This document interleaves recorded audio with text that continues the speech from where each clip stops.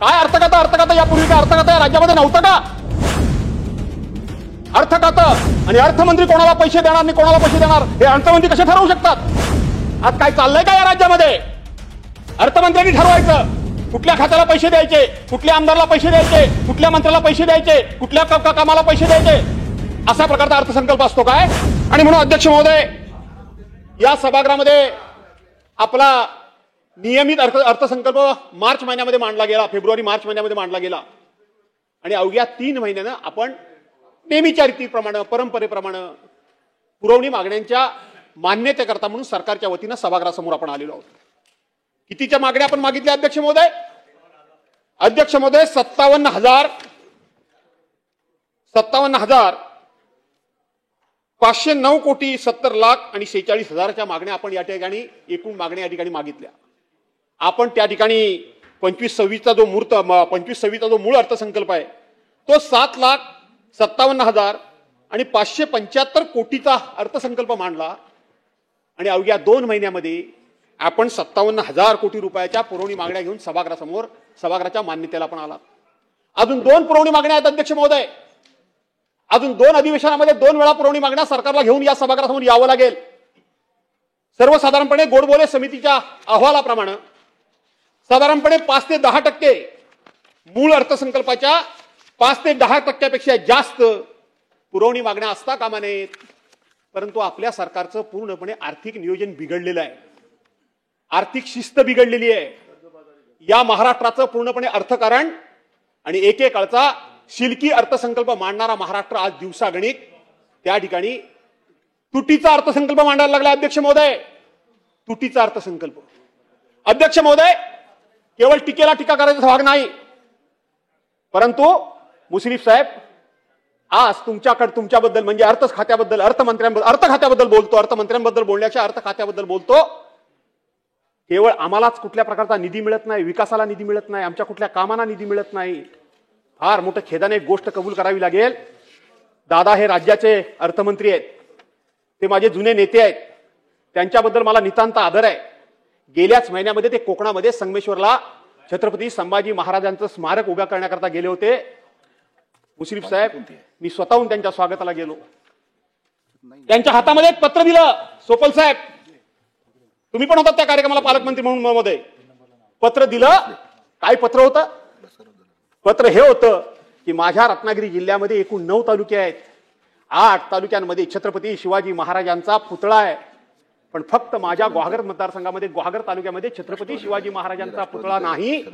मी बाकी ठिकाणून पैसे उभे करतोय, मला तुम्ही राज्याच्या तिजोरीतून 10 कोटी रुपयाची मदत करा. अशा प्रकारचं पत्र दिलं. खेद वाटला, दुःख वाटलं. त्या दिवशी माझे सहकारी मित्र आमदार शेखरजी निकम यांच्याकडे अजितदादांबरोबर मला जेवणाचं निमंत्रण होतं. मला वाटतं बाहेर गेले का ते. जेवणाचं निमंत्रण होतं. मी ते मान्य केलं, कारण मी सगळ्याच ठिकाणी राजकारण करत नाही, राजकारण बघत नाही, तुम्हाला माहिती आहे. माझं पत्र दादांनी घेतलं. दादांना 4-4 वेळा विनंती मी केली, पण दादांनी छत्रपती शिवाजी महाराजांच्या पुतळ्याला पैसे देण्याचा होकार सुद्धा दिला नाही, मान सुद्धा हलवली नाही आणि टसकी मत झाले नाहीत. मंत्री महोदय, मनाला अत्यंत वेदना झाल्या. असंख्य इंगळ्या डसल्या, असंख्य इंगळ्या डसल्या. कोण जेवणार तुमचं जेवण? कोण तुमच्या बरोबर बसणार?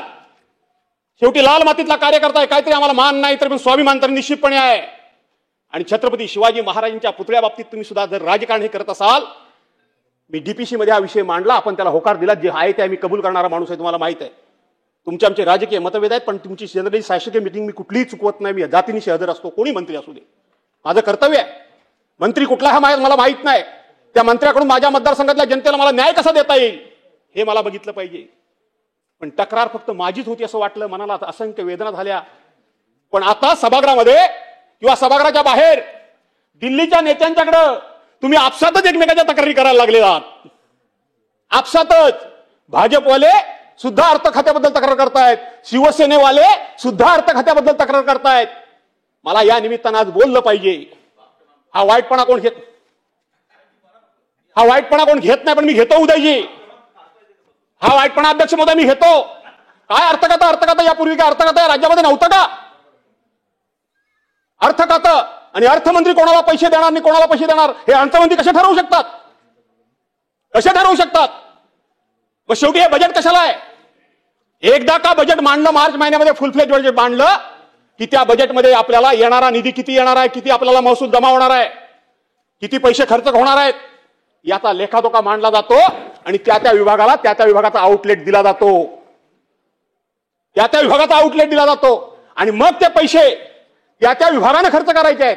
त्या विभागाच्या मंत्र्यांनी त्या योजनांवर खर्च करायचे आहेत. आज काय चाललंय का या राज्यामध्ये? अर्थमंत्र्यांनी ठरवायचं कुठल्या खात्याला पैसे द्यायचे, कुठल्या आमदारला पैसे द्यायचे, कुठल्या मंत्र्याला पैसे द्यायचे, कुठल्या कामाला पैसे द्यायचे. अशा प्रकारचा अर्थसंकल्प असतो काय? अशा प्रकारचा अर्थसंकल्प असतो? असा अर्थसंकल्प असत नाही. आज तुम्ही अशा पद्धतीने पैसे मांडताय आणि वाटेल तेवढे पैसे द्यायचे जाहीर करताय आणि दुसऱ्या बाजूला राज्याच्या डोक्यावर कर्जाचा डोंगर उभा करताय. मंत्र्यांच्या मनातलं तर नानाभाऊ मी मांडतोयच, पण माझं राज्य आर्थिक दृष्ट्या डबघाईस यायला लागलंय. माझ्या राज्याची आर्थिक शिस्त बिघडायला लागली आहे. माझ्या राज्याच्या माणसाच्या डोक्यावर माणसाच्या डोक्यावर आज 70 हजार कोटी रुपये प्रत्येक माणसाच्या 90 गेले. 1000 रुपये कर्ज, ज्यांनी कर्ज काढलं नाही त्या डोक्यावर कर्ज आहे. अशा वेळेला कुणीतरी हे परखडपणे बोललं पाहिजे. करून काय करणार आहात तुम्ही? करणार काय आहात? आमचं विकासाचं काम तुम्ही करणार नाही, करतच नाही आहात. तुम्ही एखाद्या ठिकाणी आम्हाला वैयक्तिक अडचणीत आणू शका याची ना परवा ना चिंता. अशा अनेक अडचणी आम्ही सामना करतोय अडचणींचा. त्याचा पाडा कधी आम्ही वाचत नाही, पण आम्हाला काही अडचणी थोड्या उभ्या केल्या जातात. पण शेवटी तत्वाकरता, ध्येयाकरता आणि राज्याच्या हिताकरता कुणीतरी हे बोलायला पाहिजे, कुणीतरी हा वाईटपणा घ्यायला पाहिजे. कुठली पद्धत आली ही? सर्वसाधारणपणे अर्थ खातं हे सगळ्या मंत्र्यांनी, सगळ्या सरकारनी चालवण्याचं खातं आहे. कोणा एका मंत्र्यांनी चालवण्याचं खातं नाहीये. एका मंत्र्यांनी चालवण्याचं खातं नाहीये. आणि म्हणून आज या निमित्तानं मी बोलायला जाणीवपूर्वक उभा राहिलोय की 57 हजार कोटी रुपयाच्या तुम्ही पुरवण्या मागण्या मागितल्यात. आज 57 हजार कोटी रुपयाच्या तुम्ही पुरवणी मागण्या या ठिकाणी मागितल्यात तुम्ही अध्यक्ष महोदय तुम्ही मागितल्यात. आणि म्हणून मूळ अर्थसंकल्प जो आहे तो 7,57,575 कोटीचा. तुम्ही आज हाच अर्थसंकल्प शेवटी 8,15,085 कोटीचा हा तुम्ही या ठिकाणी अर्थसंकल्प घेऊन गेलात.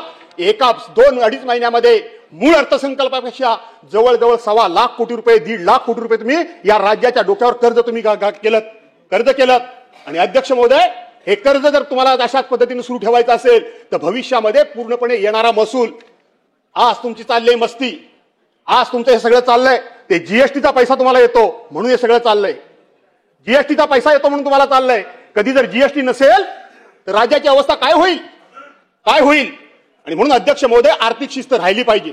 आर्थिक शिस्त आणण्याकरता समस्त सभागृहानं आपलं वैयक्तिक काय स्वार्थ असेल, वैयक्तिक काय म्हणणं असेल ते बाजूला सारून राज्याच्या हिताकरता सभागृहानं एकमताने कधीतरी हा निर्णय घेण्याची गरज आहे की एकदा मूळ अर्थसंकल्प सादर झाला की मूळ अर्थसंकल्प झाल्यानंतर जर एखादी आपत्ती आली, एखादा अचानकपणे संकट आलं, एखादा अचानकपणे त्या ठिकाणी पाऊस पडला, शेतकऱ्यावर कुठलं तरी संकट आलं, कुठली तरी अचानक कॅलॅमिटी आली, तर त्याच्याकरता पैसे कुठून आणायचे? म्हणून आपल्या राखीव निधीतून पैसे काढावे लागतात. आणि राखीव निधीतून पैसे काढून त्या पैशाला मंजुरी घेण्याकरता म्हणून सभागृहासमोर यावं लागतं. हे खऱ्या अर्थानं अर्थसंकल्पाचं काम आहे आणि ही खऱ्या अर्थानं अर्थसंकल्पाची शिस्त आहे आणि ही खऱ्या अर्थानं अर्थसंकल्पाची पद्धत आहे आणि ही खऱ्या अर्थानं राज्याची आर्थिक शिस्त आणि आर्थिक चौकट मोडणार नाही याच्याकरता ही काळजी घेण्याची खऱ्या अर्थानं ही गरज आहे.